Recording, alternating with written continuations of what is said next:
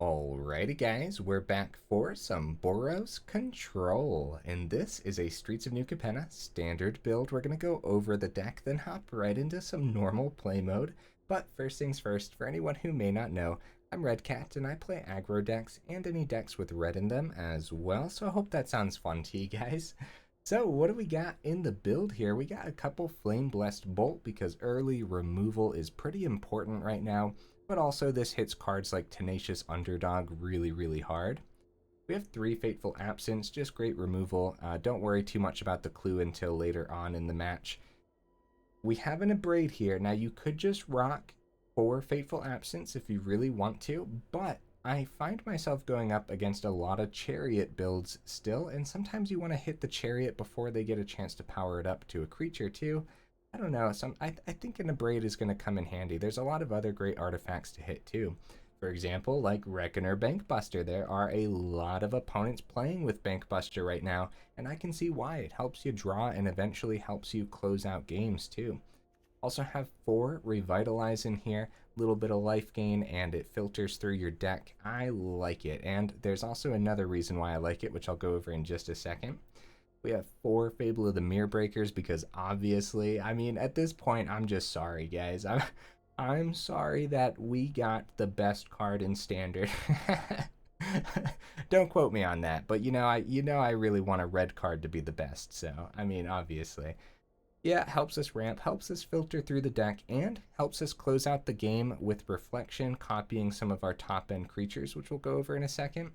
Celestus helps us ramp, and don't underestimate the life gain on this card because you'd be shocked on how often it actually just organically shifts between day and night. But then also we have that ability on here to pay 3, tap it, and then if it's night it becomes day, otherwise it becomes night. So that could come in handy too, honestly. We have 3 Wandering Emperors, and you could totally bump this up to 4 because it is that powerful. It is freaking amazing.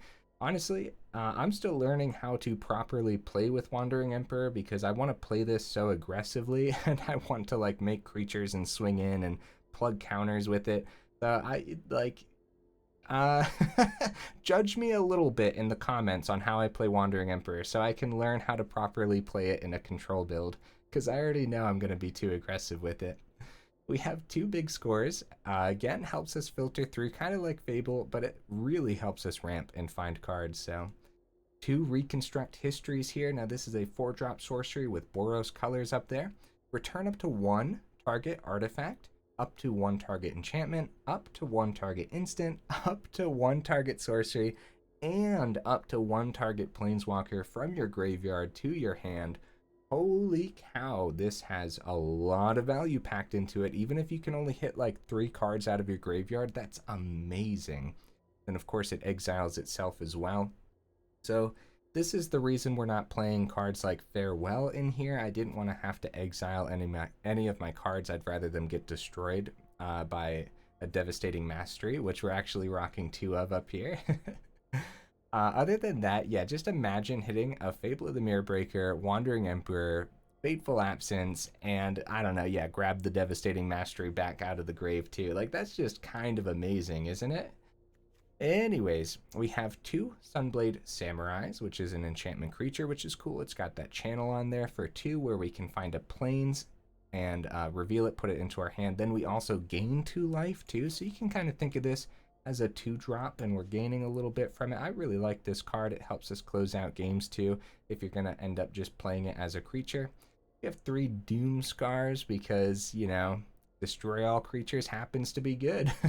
Doing it for 3 mana is even better, and foretelling this, you're going to often foretell it on turn 2. So yeah, we're going to put it there. You can have 4 of these too if you really want to. What are we cutting to have like 4 Wanderings and 4 Doomskars and stuff? I have no idea because I had a lot of trouble fitting cards in here already. On the top end of the build, we're rocking 2 Sanctuary Wardens because this card can close out games quite nicely. It's an amazing blocker. Like, you know, the opponent really struggles flying a Goldspan into a Sanctuary Warden. Also helps us draw, which is pretty important. There's not a lot of ways to draw in this deck other than like filtering through with Fable and Big Score.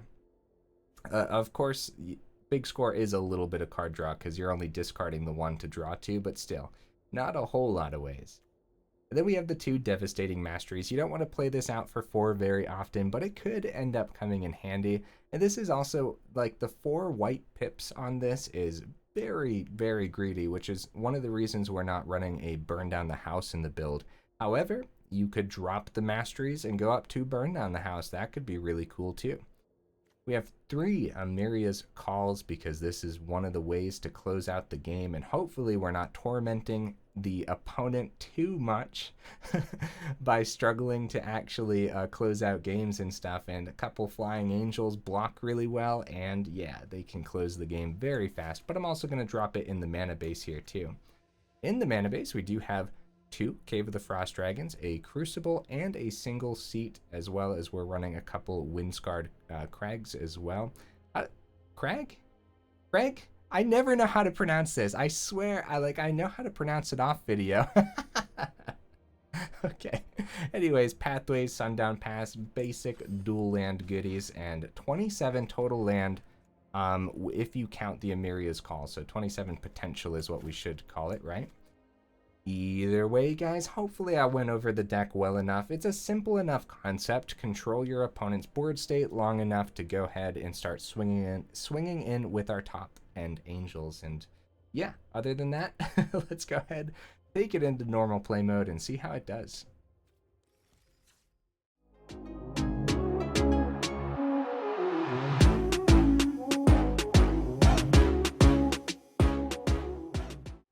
We'll see if we can get right into the first match here. Heck yeah, we do. Get that good luck. So, one of the reasons I wanted to go normal play mode, because you guys were probably looking at the deck and wondering like, this actually doesn't seem that bad. Why would he want to take it into normal play mode? One of the reasons is I'm just not entirely comfortable playing control anyways, and so I'd rather practice with control in normal play mode. But also, the last couple times we were in ranked for videos, I was just kind of accidentally ranking up with the Boros deck, and then also the Werewolf build as well. And so I was like, you know what, maybe I'll actually sit down and rank up this time round. Maybe. I don't know. I always say I'm going to, but then I never actually sit down and go into ranked anymore. I end up just playing normal play mode for the rest of the month. We'll see. We'll see what I end up doing. Opponent, are you over there, buddy? That's a nice haul you got there. Could safely play Sundown Pass this turn. Consider. Okay, so this is probably going to be a Delver deck, right? That's potentially what this is going to be.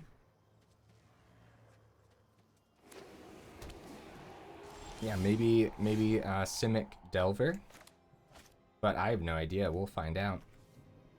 Yeah, we could safely get the planes down, and at this point, it's probably okay to just go ahead and foretell this, especially if it is like a Simic Delver build. Then they're gonna have a ton of protection for their creatures, and Doomskar might get around it if they're not rocking. Oh man, Slip Out the Back and Tamiyo Safekeeping can both get around board wipes, can't they? Actually very scary. Why do I feel like I'm gonna run right into a counterspell? I'm playing around a counterspell, guys. Plus we can keep the Fateful Absence and Revitalize open. Alright, I'll attempt the Revitalize here. Okay, Emeria's Call. Another Fateful Absence. And we can safely get this down on red. Yeah. I like the Celestus here. If it hits, we have Fateful Absence open. But yeah, something has to be up over there. Flip the switch. Whoa. Okay. Right. I still don't know what we're up against at this point. Okay, Juari, nice. Well, at least we played around a Juari Disruption for a turn.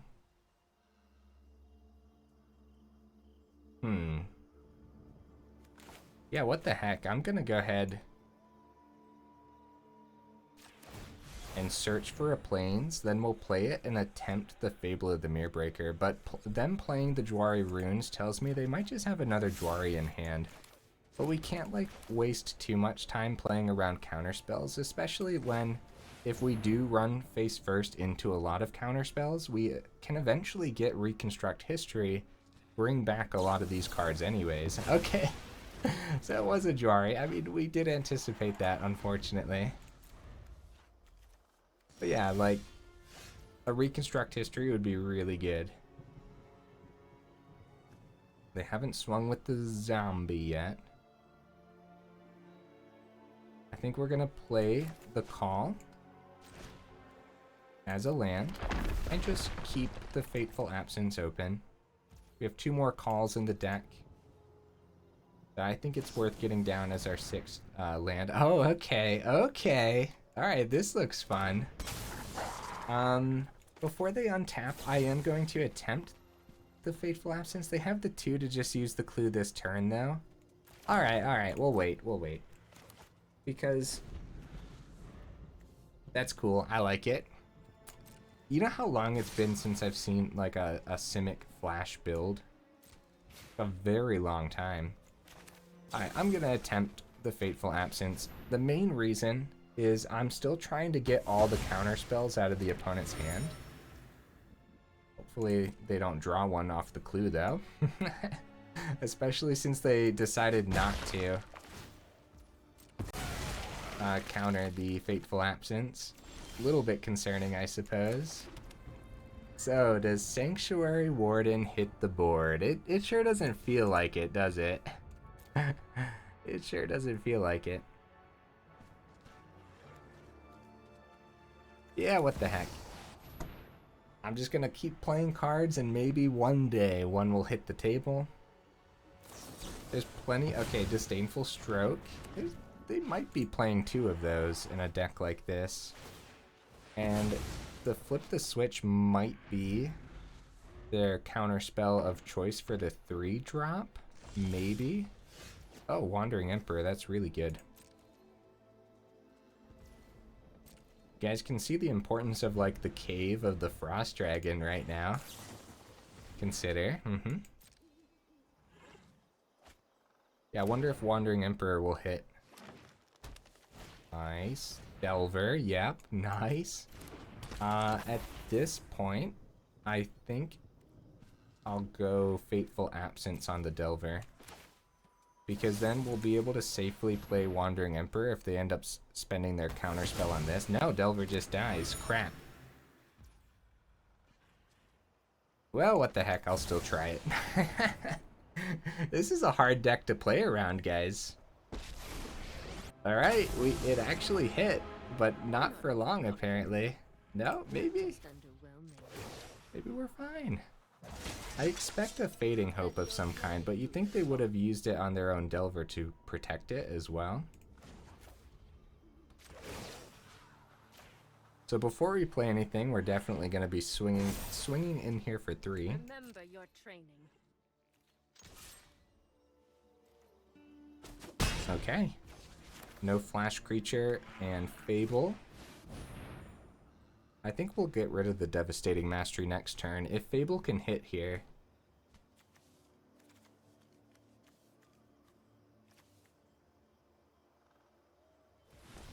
Okay. So this wolf they probably would have flashed out to trade with the samurai potentially. Well, maybe not.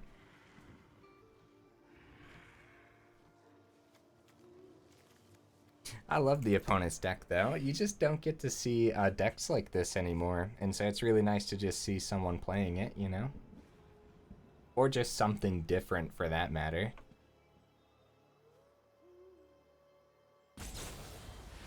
Quandrix Command. Oh my goodness, guys. That was rough.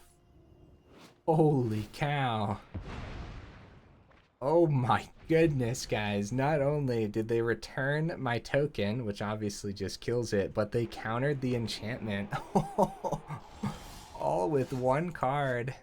That's brutal. Alright, let's get that samurai back. And guess what? I'm not playing that mountain. I'm going to keep that for whenever I get another Fable, or we do have 2 big scores in the deck too, so... am I regretting playing the Emeria's Call Down as the Shattered Skyclave? Maybe. It probably would have just got countered, or like a Test of Talents. Oh, that would have been so bad.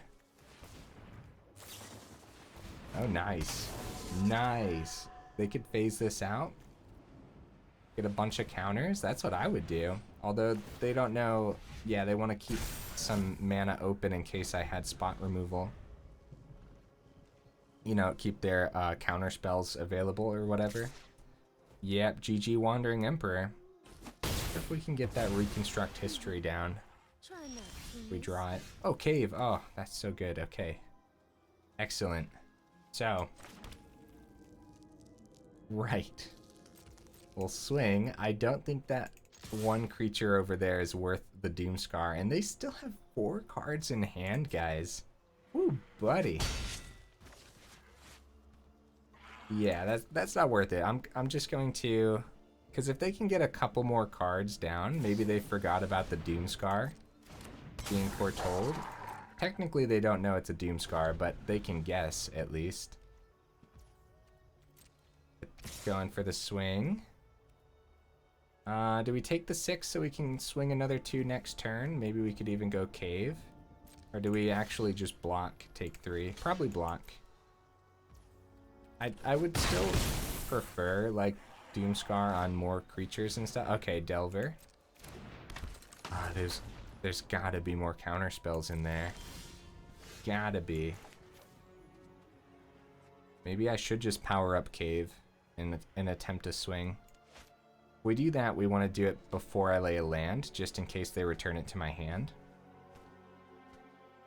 Yeah, we might be able to outpace them. Drawing more land here was not good. If this can get through. The reason we might be able to outpace them is because of how much life gain there actually is in the build. Down to 12. Gonna play my land. Alright. See if they can flip their Delver here. That could be pretty bad.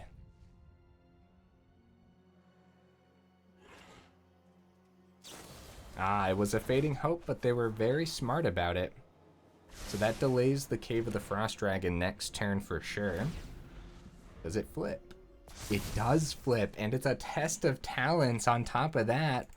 Woo! Alright. So, we know they can counter one. Oh, big score. Oh, buddy. What do we want? What are we doing? We could go Devastating Mastery.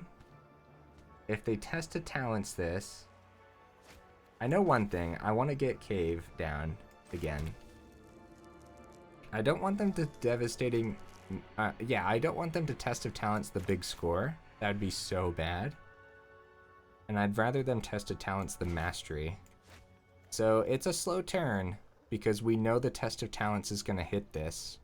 We're going to take 6 next turn, but then we can Doomskar. So they might feel safe to play more creatures too. We just, yeah, we might have a huge Doomskar. Okay, if it's not Test of Talents, this could be a March of the Swirling Mist, which would be really, really bad too, because that means they could save the Test of Talents for the Doomskar next turn. Which, oh, Decisive Denial. Oh no. Oh no, guys. Counter target non-creature spell unless its controller pays 3. We played the Cave down. We played the Cave, which comes out tapped. If I would have played the Mountain, we would have had the 3, which would have forced the Test of Talents. Woo, buddy, this is rough. Alright, we gotta go big score. Discard a Mountain, and this is probably Test of Talents. I'd be shocked. I'd be shocked, guys. Oh man, this is rough. How do we even play against a deck like this? You guys will have to let me know in the comments. How would you have played this one out? Because honestly, I don't know if I'm doing it properly. At the beginning, we were just kind of like the main thing was just keep playing cards. Eventually, they'll run out of counter spells. But with the Quandrix Command and the Decisive Denial being in there too, like they're never gonna run out. Okay, so they have 2 more cards in hand. If we Doomskar, we only have 2 mana left open. So if it's another Decisive Denial, it's just like a GG. But also, oh man, yeah, I mean, I'm gonna try it. Wait, I can play this first. Okay, that's good. That's good. So we do have the 3 open if it is another Decisive. But again, it could be like March of the Swirling Mist. Even a Slip Out the Back to protect one of these could be enough for the opponent to just take this. But we are out in... Oh, they get a draw here too, don't they? Or is that a different card? If this spell was kicked, yeah, I'm thinking of a different card for sure. Nice, nice. So they did have some form of protection. Wow. We're gonna have to... Oh, Hall of the Storm Giants. Good game, opponent. That's right. That's right. The evil laugh indeed, opponent. That was a tough match. I have no idea how to play against that at all. Well, either way, let's see what the next opponent's gonna bring to the table. I don't know. What do we even prefer when we're playing a deck like this? I want to say like an aggro deck, but not necessarily, because, you know, aggro can get through against most control builds if it's like a really efficient aggro build. I don't know. I don't know what control favors, honestly. Alright, we'll keep that. We'll keep that, and we're actually going to play this out as a land. We'll go Cave next turn, and depending on what they play, Shamble Buddy will get the Bankbuster down. Because obviously Fateful Absence on the Shamble Buddy is no good. We're ready for a Fable next turn. Tenacious Underdog, very nice. See if we can get that Flame Blessed Bolt off the discard here, because that is perfect to hit the Underdog. We'll ditch one Fable and maybe the Fateful Absence, because look at the opponent's deck. That's not the greatest. Like, none of these creatures are great to hit with the Fateful Absence. Yeah. Let's do that. We'll keep one Fable, and we'll definitely keep the big score. Okay, Reconstruct History. Draw off the Bankbuster.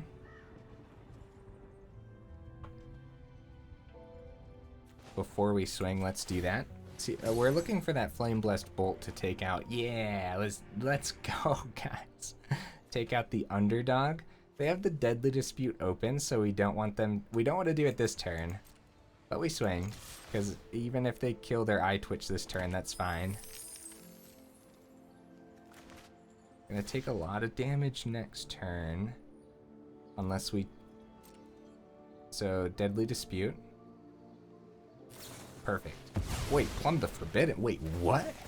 What the heck? Okay, Treasure. Nice.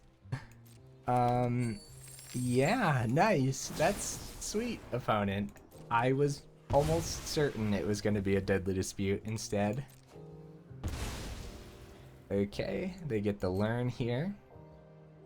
So now the question is, do we want to Flame Blast this turn while they can't sacrifice the Underdog? I think the answer is yes. Yes, we do. Now, it could have been a 1 mana sacrifice card. Like, what would that be?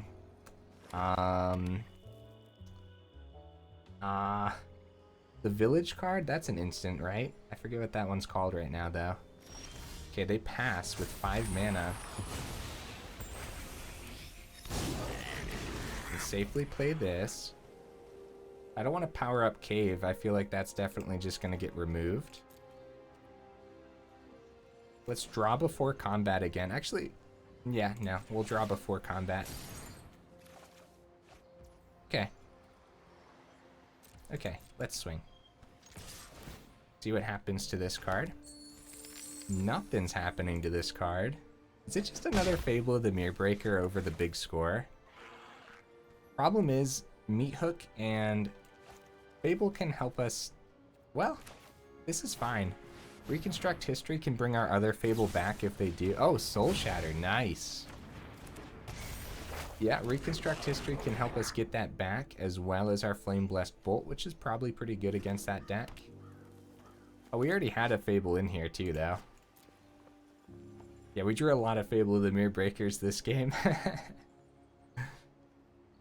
So, Meat Hook, yep. That's okay. Yeah, it's fine. I'm not too worried about it.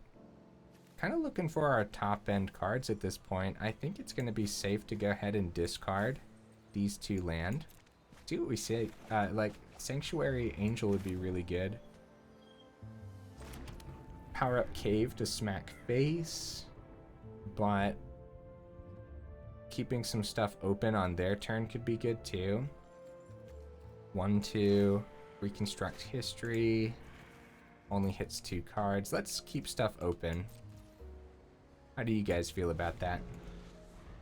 Like, especially the big score. Ditch that Plains and see what we can draw. But Reckoner Bankbuster at the end of their turn. We get another draw, and we can start swinging in with Bankbuster next turn then. Woo! Sedgemoor Witch. Okay. That should probably be an Abrade. We'll pay the 3 gladly. Right? Alright, let's do this. Let's do this. Yes. Pay the 3. Resolve. Take action. Ow. Deadly Dispute this time? It is a Deadly Dispute this time. We lose 1. We lost 4 life that turn to get rid of a Sedgemoor Witch. Okay, discard the Plains. See what we draw. Doomskar. Yeah, we're going to spend the treasure to go ahead get Bankbuster ready. Whew, that's a lot of land, guys. I thought we were going to need a lot of land, but it's looking like, well, not necessarily. I don't know. Powering up Cave. Oh, I shouldn't have played that land right away if I was planning on powering up Cave, because if they do remove it, we could have played the other Cave to get ready for next turn. We'll start with the Bankbuster then. Alright, let's do this. Let's power it up. Okay, nice.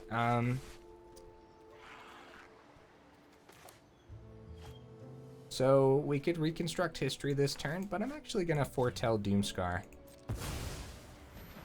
I think that's just okay. Like, we're spending a treasure on it, sure, but like, I don't know. Like, sometimes we want to do 2 things in one turn. So like, slamming a Doomskar and playing the Reconstruct History just sounds pretty good. Like, in the same turn, you know? Okay, Blood on the Snow, yep. Brings back the Sedgemoor Witch. Gain a life. 2 life. Tough uphill battles today, guys. Longer ones, too, but that's to be expected when we play Control. Pest Summoning, nice. Lots of pests. The Doomskar's looking pretty good. And then we'll have, we can spend treasure. We could draw for Revitalize too, or we could just go Reconstruct History and get ready. So we lose 4. That's why the Revitalize might be good here too, because we don't know if they're gonna just like end up popping off next turn. I doubt it, but we'll actually still have the 2 open if we Reconstruct History right now. So I'm gonna do it. Submit 0, Fable, and we will grab. So big score could be really good again. We're still looking for our top end angels. Flame Blessed could be really good too, but yeah, let's get the big score. Doomskar. Submit. 3 cards back to the hand and a Revitalize open. Let's actually get the other cave down this turn and not worry too much about using those treasures.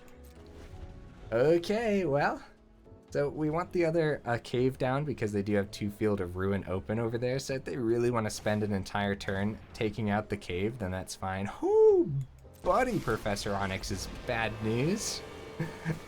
Okay, lose a life. Look at the top 3. Oh, man.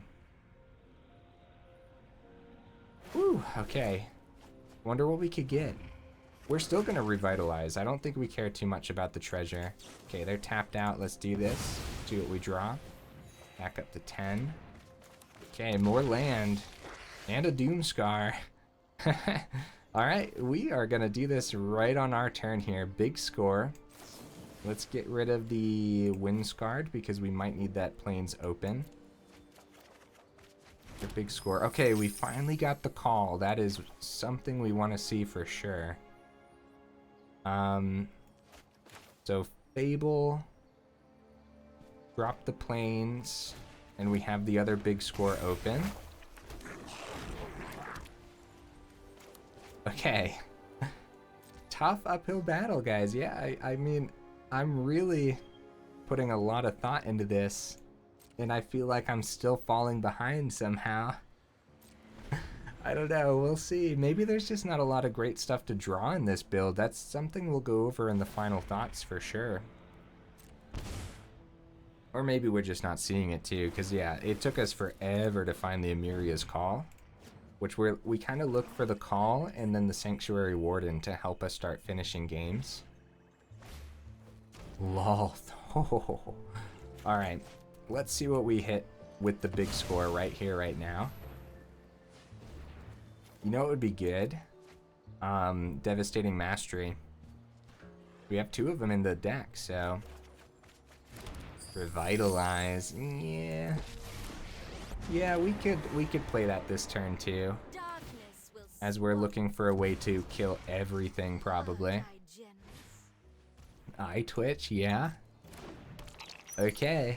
I mean, we've been up against a lot of different mono black builds. They can cheese that one through, honestly, but they choose not to this time round.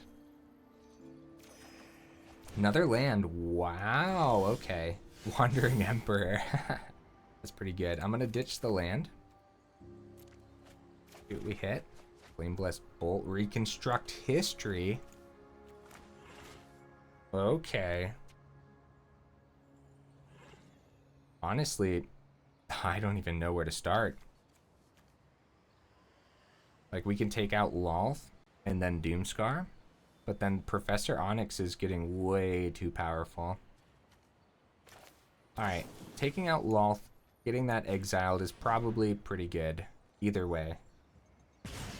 Like, that just seems like we don't want Lolth to get out of hand when we wipe the board. Actually swing with this first, too. Actually, yeah, we'll swing at Professor Onyx. I doubt it gets through, but we do get a treasure at least. I don't know. Yeah, I just don't know if I'm playing this out well enough at all. We know more Blood on the Snows probably exist in the opponent's deck. They can grab a Mascot Exhibition from the Eye Twitch death, which is coming. Gain more life. We're about to take 3 from this. Could wait for the swing, go Wandering Emperor. But I think this is just better, right? I hope. Let's do it. Let's do it. We have 4 open for the Wandering Emperor, but I doubt they're gonna... Well, if we could take out that Hive, that would be amazing. There's probably a Mascot Exhibition next turn, though. Yeah. We could Reconstruct History now to prepare, but we're fine. Everything's fine, guys. Just buckle up for the longest game of all time. Okay, lose 1. Back down to 13. Meat Hook carrying the opponent's life total right now. I don't know how much they actually gained off of it, but yeah. Another Onyx in the grave. Yeah, it'd be really nice if they powered up the Hive instead of playing the mascot, but we have enough mana to reconstruct history, grab the Doomskar back. What's happening? Oh crap. Discards 2 cards, return target creature card. Oh crap. Oh no. What do we discard here? I guess the Emeria's Call and the Wandering Emperor. We don't want to play the Emperor then lose the Reconstruct History. Crap. Oh no. Oh no, guys. This is bad news. Sunblade Samurai. We get the Reflection. And we got to do something about that Professor Onyx, guys. Like, we're like so close to dying because of that. Fateful Absence would be really good. I guess that does hit it, doesn't it? And then we can bring the call back because we do eventually need to win the game. Get 4 cards off the Reconstruct History. Insanity, guys. Okay. So now we can safely go Fable. Can actually power up Bankbuster too, but that'll just let the eye twitch die again. Probably grab a second mascot exhibition or something, you know? Either way, we have to take out the Professor Onyx before it gets too out of hand. Infernal Grasp. Yep, gain 2, lose 2. What are they hitting off that? Yeah, we'll power up Bankbuster, I suppose. Like, we're so close to death here, guys. Like, we better start swinging and stuff. Yeah, they could chump, get another exhibition. They decide not to. Oh, buddy, I have no idea what's gonna happen. Power up Hive. Oh, no, we're just dead. Power up Hive, swing for 4, and then all they have to do is kill the Shaman, so it comes down to top deck. Well, if we can Wandering Emperor, exile Eye Twitch before we die, get rid of the Fateful Absence this time. It depends what they drew here, and it looks like they're about to use the clue to find that last piece of damage. This is insane, guys. So I kind of... Okay, another Eye Twitch. They could use the clue to search, but... Because, yeah, they just needed to find removal for the Goblin Shaman. Okay, we gain life. Emeria's Call blocks in the air. But... Yeah, we'll get rid of one of the Sunblade Samurai. Revitalize, nice. Not bad at all. So we'll start with the Wandering Emperor. We know we want to exile one of those for sure. Actually, start with the Revitalize. That's got to be annoying. Fateful Absence, very nice. Okay. 2, 3. We could just block over the life gain. We could. This has Menace though. You gotta be very careful.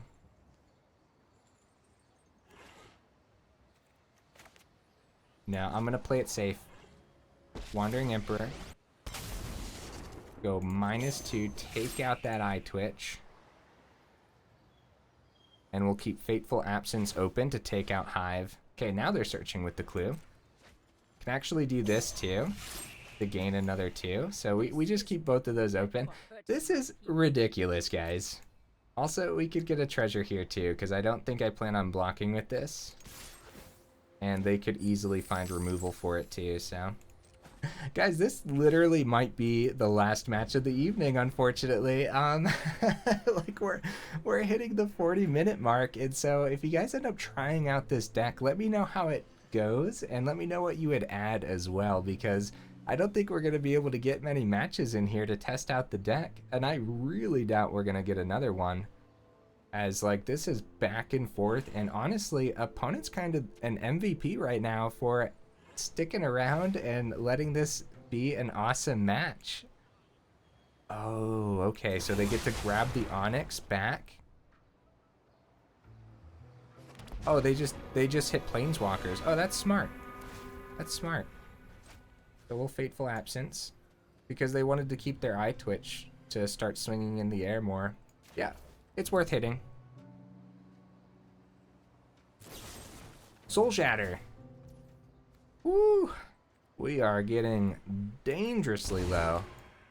It's a very good draw on the opponent's part. Being able to bring back the Onyx is huge for them. Very, very good draw.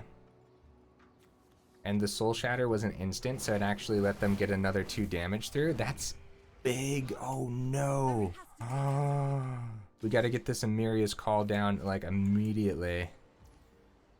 Alright, let's go search for that Plains. At least this thins out the deck more, so we don't just top deck more nonsense.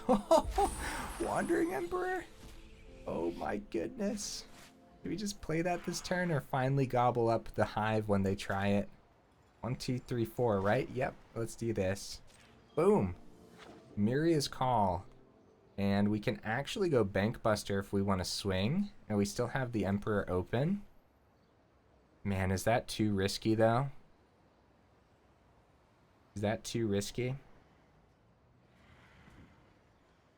Now, let's do it. Now we're too low. Crap, I don't know. Okay, fine, let's do it. We're too low. Don't know. I don't know anymore. I'm just doing it. There we go, down to 8.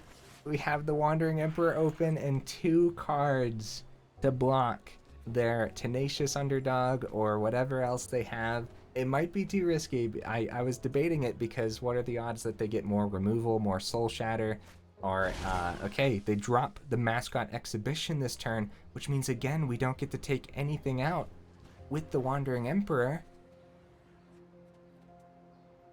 But we can copy an Angel. If they swing with the Eye Twitch, we take the 1. Okay. Copy the Angel, swing in the air. It's gotta be removal then. Like they know we can Reflection a 4/4 Angel.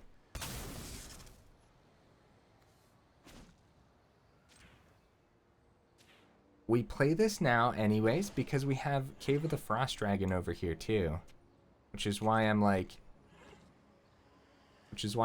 thinking things through a little bit. So we copy Angel. Okay.